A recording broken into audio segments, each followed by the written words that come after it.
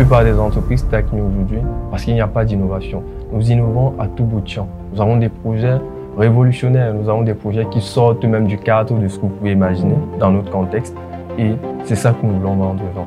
Nous voulons montrer qu'on peut rêver. Tenez, nous sommes dans un showroom ici. Ce n'est pas toujours facile de convaincre tout le monde que voilà, on doit retourner vers les sources africaines. Mais on se dit on a un combat à mener. Donc si on a commencé, au début nous n'avions pas de clients, ensuite on a eu le premier, le deuxième.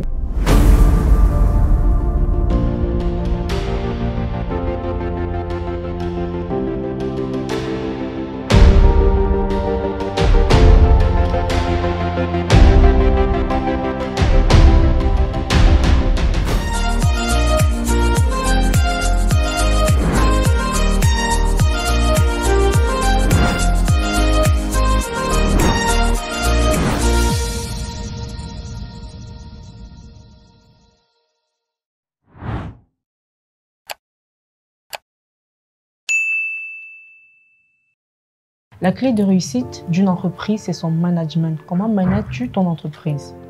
Comment manager une entreprise? Déjà, ça passe par l'équipe. Je pense que dans toute chose, on devrait mettre l'humain au centre de tout.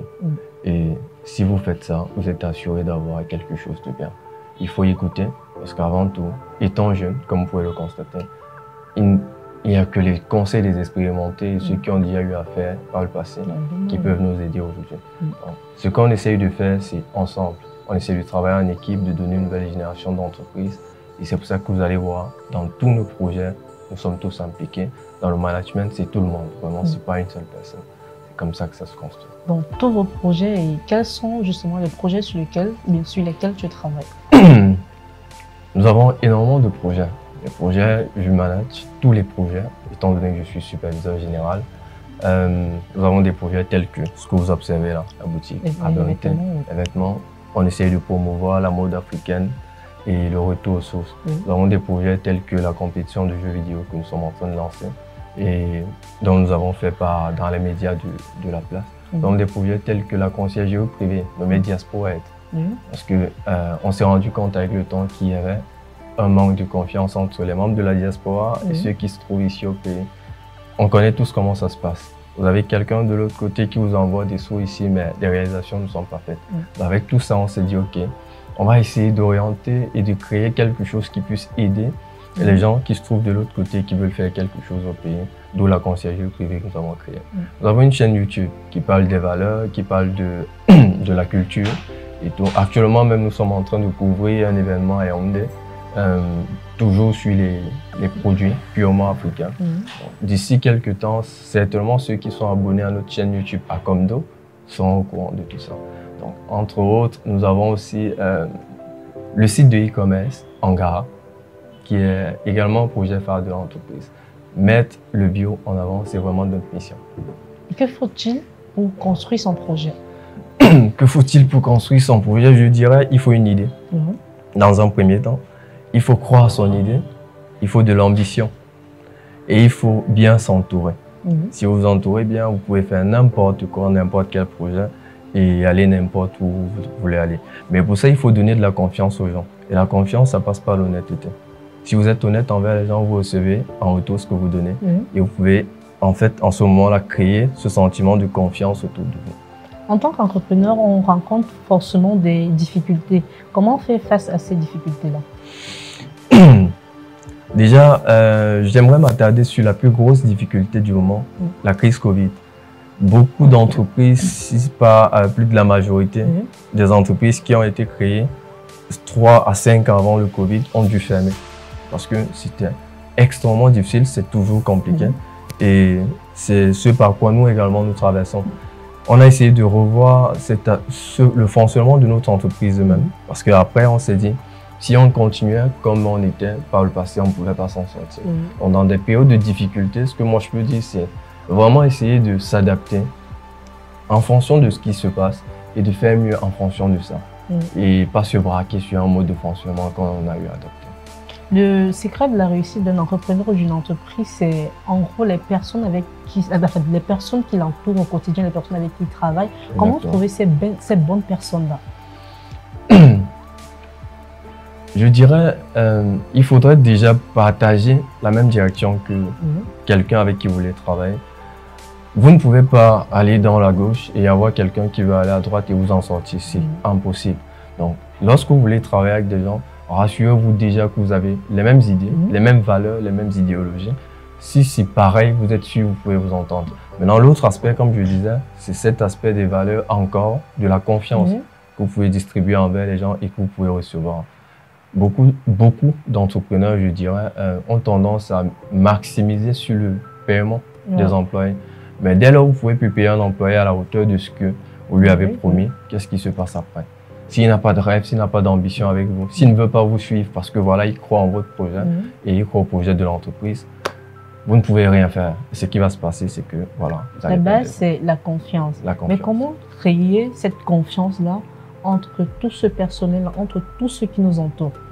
Il faut être ouvert, il faut être vrai, il faut être véridique envers les gens. Ce que l'être humain, en général, déteste, c'est se faire prendre pour du n'importe quoi, qu'on l'utilise en réalité. Si vous dites aux gens, OK, je veux qu'on aille tout droit, et au fur et à mesure que vous avancez, vous dites aux gens, nous sommes à tel niveau, voilà, et vous faites comprendre que c'est pour l'ensemble. Parce que les gens doivent être impliqués dans ce que vous faites. Ils doivent comprendre que ce qu'ils font, c'est bien pour vous, c'est bien pour l'entreprise, c'est bien pour eux, avant tout. Et si vous partagez cette idéologie avec toute l'équipe, je pense que c'est la clé de la réussite. Alors, développer ses compétences, c'est l'un des atouts de l'entrepreneuriat. Mais la question, justement, c'est comment s'y prendre? Comment s'y prendre?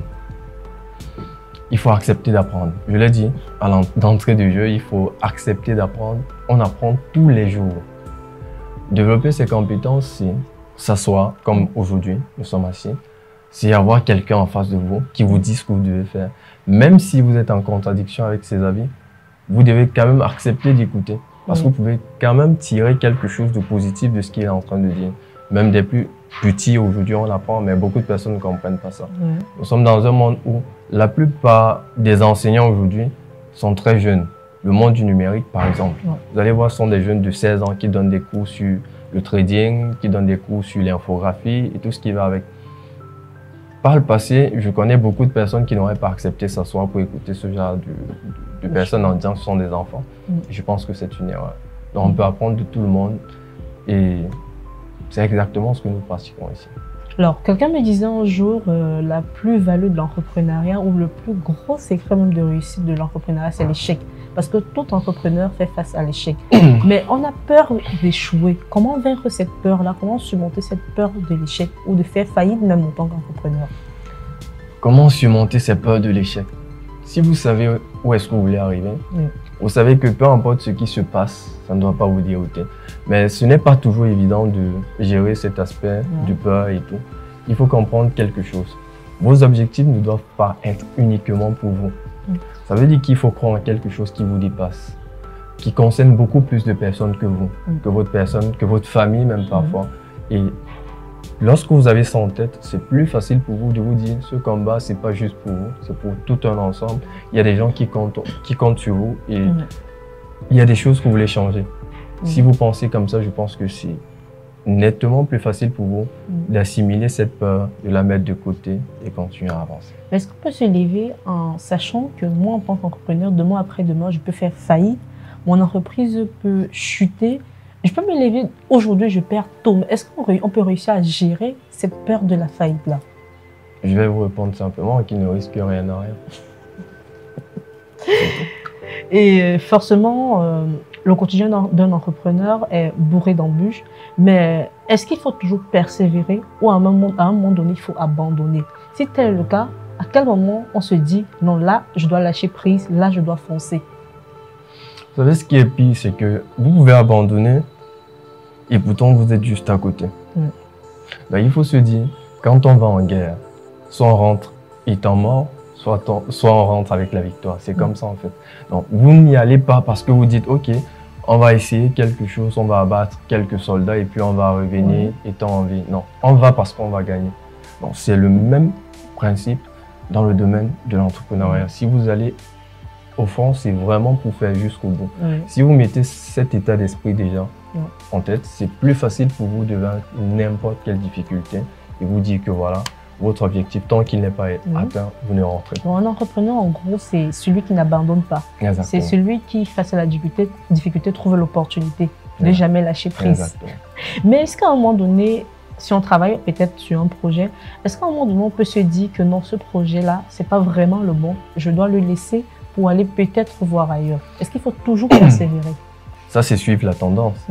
J'ai assisté à Rennes 4, une rencontre d'artistes dernièrement, et il y a un monsieur qui disait beaucoup d'artistes abandonnent leur concept original pour suivre la tendance. Et qu'est-ce qui se passe après? Lorsqu'ils ont essayé la tendance et que ça n'a pas fonctionné, ils essayent de revenir dans ce qu'ils ont commencé au début.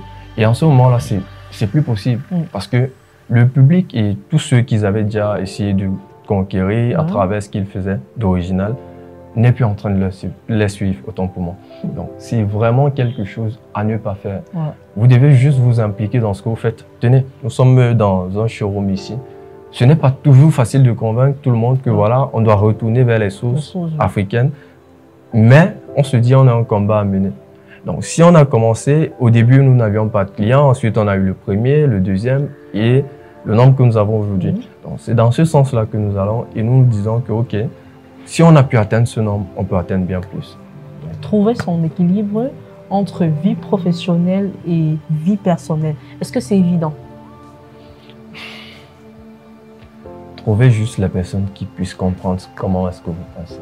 Quelqu'un qui a un même regard que vous, je pense que ça devient évident. Mais est-ce que c'est facile de trouver cette personne-là? Pas du tout. Rien n'est facile. Il faut se dire ça, mais il faut être patient. Et pour l'entrepreneur qui n'a pas cette personne, comment est-ce qu'il peut réussir à diviser les deux, vie professionnelle et vie personnelle? Est-ce qu'il y a un moyen de s'y prendre? Pas vraiment. Je ne dirais pas qu'il y a un moyen spécifique. Je dirais que tout le monde adapte sa vie en fonction de comment est-ce qu'il la gère. Mais généralement, c'est très difficile de dissocier parce que vous pouvez vous retrouver parfois dans votre aspect personnel à intégrer le professionnel. Ce n'est pas toujours évident. Surtout quand vous êtes dans un élan de pensée où vous vous dites « Ok, il faut qu'on pousse le plus vite possible pour atteindre les objectifs le plus tôt. » Ce n'est pas évident, ce n'est pas facile.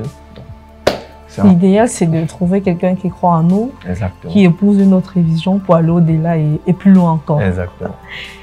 Pour un entrepreneur, comment vendre son entreprise? Comment vendre son entreprise? Il faut commencer par se vendre soi-même, je pense. Je pense que si c'est dans cet aspect de la chose, il est plus facile de vendre une âme que de vendre du bling-bling, en fait. Vous devez démontrer aux yeux du public qui a su envers qui vous voulez faire passer l'entreprise que l'entreprise va bien au-delà de ce qu'ils observent. Il y a toute une âme derrière, il y a toute une construction, il y a toute une équipe. Et l'entreprise a des valeurs que vous voulez défendre. Lorsque vous démontrez, lorsque vous avez montré ça à votre clientèle, c'est plus facile pour vous de vendre ce que vous voulez vendre auprès d'eux, de vendre votre entreprise, de vendre votre personne, de vendre votre équipe. On va faire un petit jeu en 30 secondes. Est-ce que tu peux vendre ton entreprise là maintenant? En 30 secondes. En 30 secondes? Oui. Ok. Ton entreprise, ta personne toi-même, en gros. Je dirais que ce serait bénéfique pour n'importe quelle personne d'avoir une entreprise comme la nôtre. Pourquoi? C'est une nouvelle génération d'entreprises. Nous nous sommes rendus compte à travers les difficultés rencontrées que il fallait créer quelque chose de nouveau, sortir du lot. La plupart des entreprises stagnent aujourd'hui parce qu'il n'y a pas d'innovation. Nous innovons à tout bout de champ. Nous avons des projets révolutionnaires, nous avons des projets qui sortent même du cadre de ce que vous pouvez imaginer dans notre contexte. Et c'est ça que nous voulons vendre aux gens. Nous voulons montrer qu'on peut rêver grand, on peut aller loin et on peut penser différemment de la masse. Aller loin, penser différemment de la masse. Mais comment faut-il faire pour gérer le regard des autres? Parce que autrui est un frein en nous. Et comment, malgré ça, réussir à aller loin, alors qu'on a ce regard parfois qui nous frustre, ce regard qui nous empêche d'aller loin? Vous savez, en 1991, quand on créait Internet, il y a beaucoup de personnes qui se disaient c'est du n'importe quoi et qui ne voulaient pas adhérer. Ils ont commencé à balancer des mots comme très souvent, quand quelque chose de nouveau arrive, les gens ne l'acceptent pas du premier coup. Mais c'est à vous de pousser, de continuer à mener ce combat et faire comprendre à la masse que voilà, ce projet, cette entreprise, c'est ce qu'il vous faut. Et ça passe à travers vos actes et vos actions.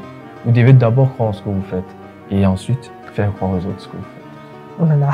Pour terminer, on va parler dans 5 ou 10 ans.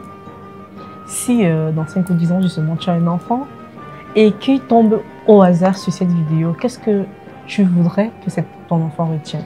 J'aimerais qu'il comprenne qu'il faut se battre. Il faut sortir du confort parfois pour aller vers les difficultés, pour mieux comprendre la vie. Je le dis parce que je ne vais pas dire comme la plupart des gens, j'ai grandi de parents. Non, vraiment pas du tout. J'ai eu la chance d'avoir un père exceptionnel, une mère pareille, qui a su nous donner tout ce qu'on voulait. Mais je me suis dit à un certain âge qu'il fallait sortir, bosser. J'étais un vendeur ambulant. C'était difficile. Mais je pense que ça permet d'apprendre beaucoup de choses par rapport à la vie. Donc, si il m'entend demain, je lui dirai ok, il faut bosser, il faut croire en ce qu'il fait, il faut être ambitieux, mais il faut surtout être honnête envers les gens. Parce que c'est la première des valeurs que je peux prôner. Merci d'avoir accepté notre invitation. Merci à vous.